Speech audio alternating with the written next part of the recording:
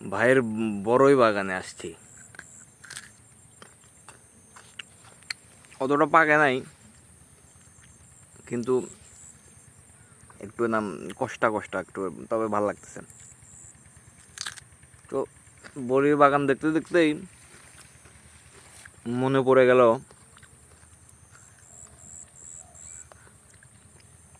প্রতিনিধি খলিফা। এই বিষয়টা আবার এক একজন এক এক রকম ভাবে ব্যাখ্যা করে। কেউ বলে যে মৃত্যুর পরে প্রতিনিধি, কেউ বলে দুনিয়াতেই প্রতিনিধি। তবে অধিকাংশ দুনিয়ার প্রতিনিধির কথাই বলে। আমি বলি দুইটাই। দুইটা মানে কি, ওই যে শেষে জান্নাত পাইবে এরকম একটা হাদিস শুনছিলাম। তার জান্নাত হবে পৃথিবীর 10 গুণ। তাহলে পৃথিবীর 10 গুণ মানে কি? অন্য একটা গ্রহ, এরকম সিম্পলি পৃথিবীর চেয়ে 10 গুণ বড় এরকম কোনো একটা গ্রহ হবে। তাহলে বোঝা গেল যে মানুষকে যদি জান্নাত দেওয়া হয়, সে জান্নাত তো বড় হবে, এটা সিম্পল। সেই ব্যক্তিরই হবে 10 গুণ বড় পৃথিবীর চেয়ে। সেই পরিপ্রেক্ষিতে বলা যায় যে ওই কে জানি কথা বলতেছিল, তো যাই হোক ভুলে গেছি কই ছিলাম ভিডিওর, প্যারা নাই চিল। তো মানসিক দোয়া হচ্ছে 10 গুণ। জান্নাত যাওয়ার পরে কি জাহান্নামত যাওয়ার পরে পৃথিবীর চেয়ে বড় কোনো কিছু দেওয়া হচ্ছে, তুলনা করা হলো পৃথিবীর সাথে। আর আল্লাহ ভংচং বিষয় নিয়ে তুলনা করে না, বুঝতে পারছেন? যেভাবে তুলনা করে, যে এরকম পৃথিবীর বলছে যে উট পাখির ডিমের মতো, মানে ওই যে অর্থটা, ওটার অর্থ যে উট পাখির ডিমের মতো সেমই হবে। বুঝাইতে পারছি কি? কারণ আল্লাহ বলছে যে এটা চতুর্ভুজ, পৃথিবী হয়েছে ত্রিভুজ। বিষয়টা এরকম না, চতুর্ভুজই হবে, হয়তোবা বিষমবাহু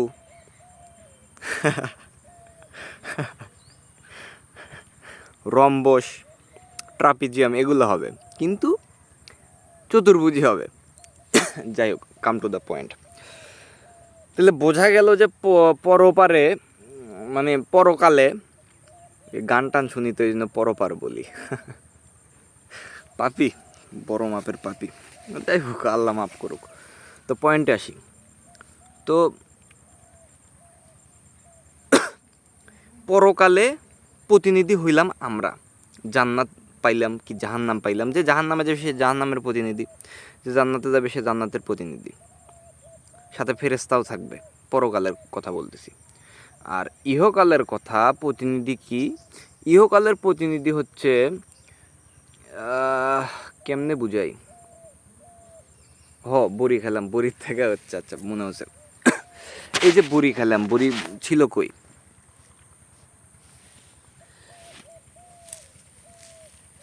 মাটির নিচে।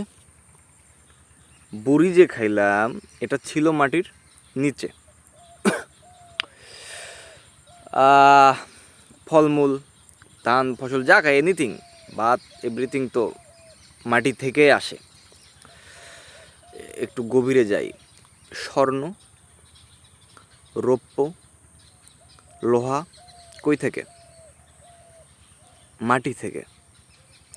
মাটি থেকে। মানুষ আসছে কই থেকে? মাটি থেকে।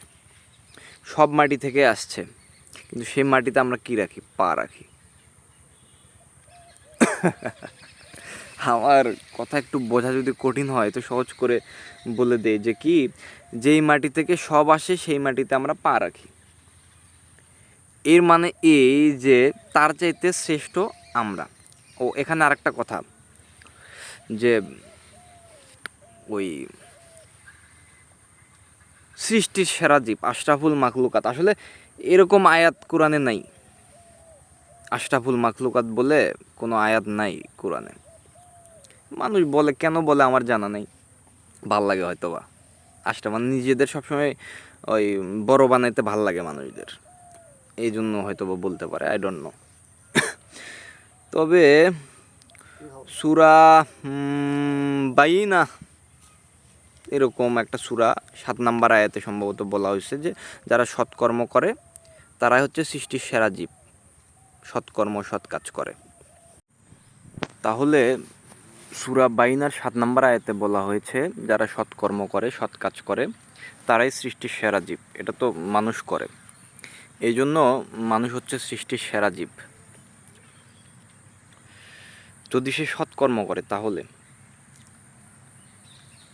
আর মানুষের সম্ভবত এটা সূরা 3-এ বর্ণনা করা হয়েছে, মানুষের অবয়বটা সেরা অবয়ব, মানে আকৃতিটা সেরা আকৃতি। তো যে বিষয় থেকে ভিডিও শুরু করেছিলাম, খলিফা, আমরা যে খলিফা এটাই হচ্ছে তার প্রমাণ, আল্লাহর খলিফা। আমরা দুনিয়াতে এসে ছালাত কায়েম করব, আল্লাহর খলিফা হিসেবে কাজ করব, পরপারেও তাই। সূরা বনী ইসরাইলের ৭০ নম্বর আয়াতে আল্লাহ বলছেন আদম সন্তানকে শ্রেষ্ঠত্ব দান করা হয়েছে বহু জিনিসের উপরে, সব কিছুর উপরে না, বহু জিনিসের উপরে শ্রেষ্ঠত্ব দান করা হয়েছে। সে চাইলে এগুলো কন্ট্রোল করতে পারে, এইরকম কিছু আর কি। যেহেতু শ্রেষ্ঠত্ব দান করা মানে তো এরকম। তো বুঝতে পারলাম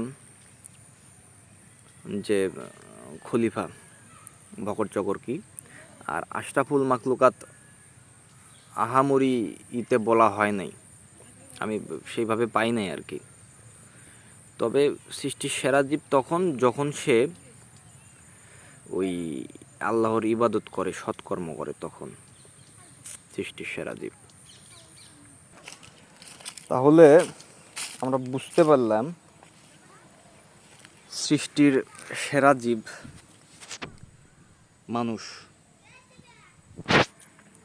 সেই সেরা, এই সেরা, সেই সেরা না, যখন সে ঈমান আনে, সৎকর্ম করে তখন।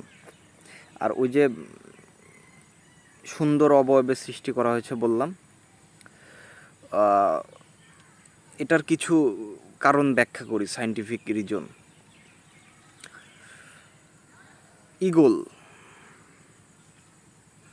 ঈগলের চোখের শক্তি মানুষের চোখের শক্তির চেয়ে সম্ভবত, আমার যতদূর মনে আছে, 10 গুণ বেশি শক্তিশালী ঈগলের চোখ মানুষের চোখের চেয়ে। কুকুরের ঘ্রাণ শক্তি বেশি, মানুষের চেয়ে অনেক গুণ বেশি, অনেক গুণ। আবার সে ফ্রিকোয়েন্সি, সাউন্ড শুনে খুব ভালোভাবে, কুকুর ভালো সাউন্ড শোনে। আবার মানে এক এক প্রাণীর এক এক রকম বৈশিষ্ট্য, এক এক প্রাণী এক এক দিকে সেরা। মানুষের যে সুন্দর অবয়বের সৃষ্টি, এটা হচ্ছে যে সে সব কিছুর সমন্বয়ে ওর গঠনটা সুন্দর, অর্থাৎ সে শোনেও যতটুকু শোনা প্রয়োজন, দেখেও ক্লিয়ার। অর্থাৎ যে কুকুরের কথা যে বললাম যে ওর হার্সটা বেশি, ও যে শোনে সর্বনিম্ন থেকে আবার সর্বোচ্চ পর্যন্ত ওর হার্স বেশি, মানে ক্লিয়ার শোনে, কম ফ্রিকোয়েন্সির সাউন্ডেও সে ক্লিয়ার শোনে। অর্থাৎ কিছু কিছু বাঁশি আছে ওই পুলিশরা ব্যবহার করে কুকুর দিয়ে সন্ত্রাসী আসামি ধরার ক্ষেত্রে, ওরা যদি ছোট্ট করে বাঁশি দেয়, এটা মানুষের কানে যায় না, কিন্তু কুকুরের কানে যায়। শ্রবণ শক্তি বেশি, ঘ্রাণ শক্তি বেশি কুকুরের। আবার ঈগলের কি বললাম, মানুষের চেয়ে দৃষ্টিশক্তি বেশি। এখানে একটা বিষয় লক্ষণীয় যে কুকুরের শ্রবণ শক্তি ঠিক আছে, ঘ্রাণ শক্তি ঠিক আছে, কিন্তু দৃষ্টিশক্তি দুর্বল। আমরা যেরকম মানুষদের একটা কালারিং স্পেশালভাবে দেখি, কুকুররা সেভাবে দেখে না। তারা খুব অস্পষ্ট দেখে। মানে আমি বোঝাতে চাচ্ছি যে সৃষ্টি জগতের কোনো মানে বিভিন্ন সৃষ্টি রয়েছে, বিভিন্ন সৃষ্টির দেখা যাচ্ছে যে তারা ভালো দেখে, ভালো শোনে, কিন্তু মানুষ হচ্ছে পারফেক্ট, সুন্দরতম অবয়ব যাকে বলা হয়। মানুষের গঠনটাও সুন্দর, সৃষ্টিটাও সুন্দর, সে যে দেখবে, শুনবে, ইত্যাদি ইত্যাদি, এগুলোও সুন্দর। আবার প্রশ্ন করতে পারেন যে কিছু কিছু মানুষ যে হয় বোবা, কালা, অন্ধ। হ্যাঁ, এরকম হয়। আমাদের ইন্দ্রিয় 5টি, পঞ্চ ইন্দ্রিয়। তো এই পঞ্চ ইন্দ্রিয়র এক ইন্দ্রিয় যখন আমাদের অফ থাকবে, অর্থাৎ সাপোজ আমি বলতে পারি না, বোবা, তখন আমাদের অন্যান্য ইন্দ্রিয়র ক্ষমতা বেড়ে যাবে। আমি কি বুঝাইতে পারছি? আমি যদি বোবা হই তাহলে আমার অন্যান্য ইন্দ্রিয়র ক্ষমতা বেড়ে যাবে। অর্থাৎ ব্রেন মুখে ফোকাস দিচ্ছে না, কথায় ফোকাস দিচ্ছে না, কিন্তু অন্যান্য দিকে সে কার্যকর ক্ষমতা বাড়িয়ে দিচ্ছে। যে অন্ধ সে দেখবেন খুব সুন্দর শুনতে পারে, খুব সুন্দর গন্ধ নিতে পারে। আমরা অনেকগুলো কমেডি মুভিতে এগুলো দেখেছি, সে গন্ধ সঙ্গে বলে দেয় এই সেই। বিষয়টা এরকমই। অর্থাৎ যে কানে কম শোনে সে হয় চোখে বেশি দেখে। আহামরি সৃষ্টিতে তো আর আহামরি সমস্যা হয় না, এগুলো সমস্যা হয় মানবজাতির কারণেই। দেখা যায় যে নবজাতক বাচ্চা এই পরিবেশে থাকা লাগবে, এই পরিবেশে থাকা যাবে না, অথবা কোনো এক বাবার হয়েছে সেই ইয়ের খাতিরে, ডিএনএর খাতিরে, আমি ডিএনএর অ্যাপ্লিকেশনটা বুঝাইছি, ভিডিও দেখে নিন। তো ওইটার খাতিরে দেখা যাচ্ছে যে সন্তানের হচ্ছে, আবার বেখেয়ালিতার জন্য এরকম হয়, ইত্যাদি ইত্যাদি। তবে সুন্দরতম অবয়বের সৃষ্টি মানুষ, এবং তারা দুনিয়াতেও খলিফা, পরপারেও খলিফা।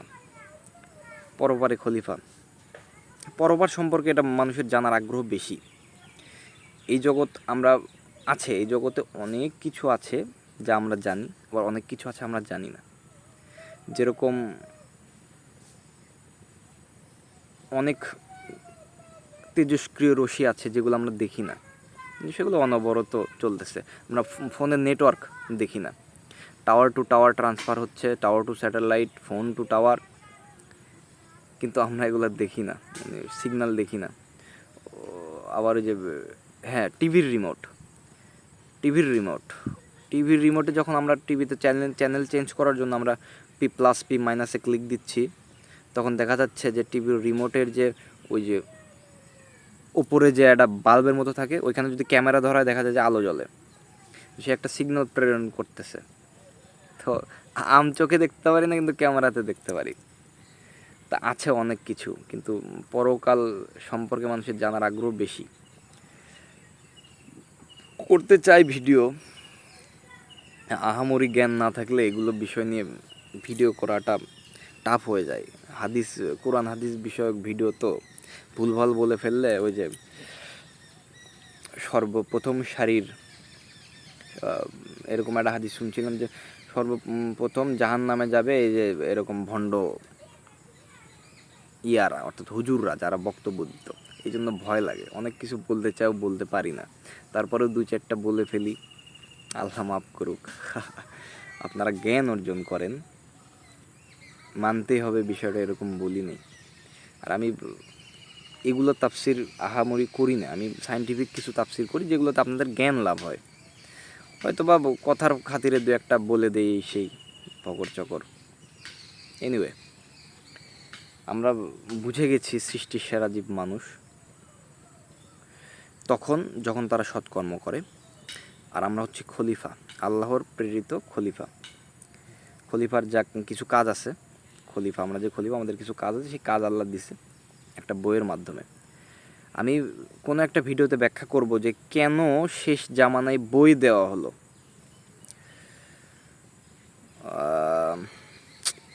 আমার যে মনে থাকে না, দ্যাটস দ্য প্রবলেম। কোন নবীর ওপরে জানি ওহী নাজিল হয়েছিল পাহাড়ে, ওটা যে নাজিল হয়েছে ওটা বই আকারে না, ওটা ফলক আকারে, ফলকে লিপিবদ্ধ ছিল। তো ওইখানে এমন কেন? আদম আলাইসাল্লামের উপরে আল্লাহ ডিরেক্ট দিয়েছে ওহী, তো আবার আদমের ক্ষেত্রে এমন কেন? নবী পাক সাল্লাল্লাহু আলাইহি সাল্লামের উপরে বই দেওয়া হয়েছে। তো এর কোনো একটা ভিডিওতে এটা বিশ্লেষণ করব অতি শীঘ্রই। সৃষ্টির পর্যায়ক্রম, পরকাল, এরকম ভিডিওটা লং হবে, রেফারেন্স লাগে অনেক, আমার আবার মনে থাকে কম। লিস্ট করে যদি বলি তাহলে ভালো লাগে, মানে বলতে পারি, তা না হলে দেখা যায় যে চিন্তা করতেই ভিডিও 1.5 ঘন্টা চলে যায়। তো যাই হোক, আজকের ভিডিও এ পর্যন্তই। আশরাফুল মাখলুকাত, ওই ভাইয়ের কাছে এসে বড়ি খাচ্ছিলাম তো হঠাৎ মনে হইলো কেন আমরা আশরাফুল মাখলুকাত, আমরা এগুলো দেখেন, আল্লাহ বীজ থেকে উদ্ভিদ দিবে কি না এটা আল্লাহর ব্যাপার, এটা আল্লাহর মার্জি, আল্লাহর ক্ষমতা। কিন্তু আমরা আল্লাহর থেকে তো চাই, আল্লাহর থেকে আল্লাহর ক্ষমতা আমরা চাইয়া যে আল্লাহ আপনি ভালো একটা ফসল দেন, চাওয়ার পরে তো আল্লাহ দেয়, চাইতে হয়। তবে আল্লাহ কিন্তু মানুষদের ছাইড়া দিয়ে রাখছে, সে যে কোনো কিছু করতে পারে। যদি তাই না হয়তো হিন্দুরা যে মূর্তি পূজা করে আল্লাহ তাদের ধ্বংস করে দিত ইনস্ট্যান্ট, মানে সে বলতো যে মূর্তি ভগবান মানে আল্লাহ মানে ইনস্ট্যান্ট ধ্বংস করে দিত, কিন্তু আল্লাহ তা করে না। আল্লাহ বলছে যে আমি তোমাদের ছেড়ে দিয়েছি, তোমরা কি করবা করে নাও, পরকালে আসলে বোঝাপড়া হবে, এখন কিছু বলবো না, যা পারো করে করে ভালো। তো মানুষদের আল্লাহ বুদ্ধি দিক। ঠিক আছে, ভিডিও পর্যন্তই। বড়ি খাওয়া নিয়ে ভিডিওটা হঠাৎ মনে হলো যে আমরা যে খলিফা, কিভাবে খলিফা, এই যে বড়ি চাইলেই খাচ্ছি, চাইলে বড়ির গাছ কেটে ফেলতেছি, চাইলে অন্য আবাদ করতেছি। বনী ইসরাইলের ৭০ নম্বর আয়াতে আল্লাহ বলছে যে অনেক বহু কিছুর ওপরে আদম সন্তানকে শ্রেষ্ঠত্ব প্রদান করেছি, মানে ওগুলো আমাদের কন্ট্রোলে থাকে অনেক কিছুই। এটাই আর কি, বিজ্ঞান যত আগাচ্ছে তত মানুষ কন্ট্রোল করার ক্ষমতা শিখছে। আমার যতদূর মনে হয় যে এক সময় এই যে পশু পাখির আওয়াজও মানুষ বুঝতে পারবে, যে এরা কী বলে এটা মানুষ বুঝতে পারবে, আমার যতদূর মনে হয়। ওরাও তো ভাব বিনিময় করে, ইয়ের মতো, ওই যে সুলাইমান আলাইসাল্লামের মতো পশু পাখির ভাব বুঝবে। হ্যাঁ, হতেও পারে, আহামরি কঠিন কিছু না। সেদিন একটা বক্তব্য শুনলাম আবদুল্লাহ বিন আব্দুর রাজ্জাকের, সে যথেষ্ট জ্ঞানী, আবদুল্লাহ বিন আব্দুর রাজ্জাক। এই আবদুল্লাহ ভাই যথেষ্ট জ্ঞানী, সে যে কথা বলে ভাল লাগে, সুন্দর সুন্দর কথা বলে, হ্যাঁ কড়া কথা বলেন, সুন্দর কথা বলে। সে বলতেছে যে নবী যেভাবে মানুষকে জ্যান্ত করতো, তো এটাও মানুষের কাছে আহামরি কিছু হবে না, এটাও মানুষ পারবে, সে এইভাবে বলতেছে। হ্যাঁ, আসলে সম্ভব, আসলে বিজ্ঞান যে কতটা এগিয়ে গেছে এটা অনেকে জানেই না, ধারণাও রাখে না। যাই হোক, আবার কথা বাড়তেছে, কথা বলবো, অনেক কিছুই বলবো। সুন্দর একটা পরিবেশ না পাইলে আমার আবার ভিডিও করার ফিল আসে না, এই জন্য দেখা যায় যে লং টাইম পর পর ভিডিও করি, আবার মনের অবস্থাও ভালো থাকা লাগে। এনিওয়ে, আজকের ভিডিও পর্যন্তই। সৃষ্টির সেরা জীব মানুষ, যখন তারা সৎকর্ম করবে, এটাই শেষ কথা। খলিফা।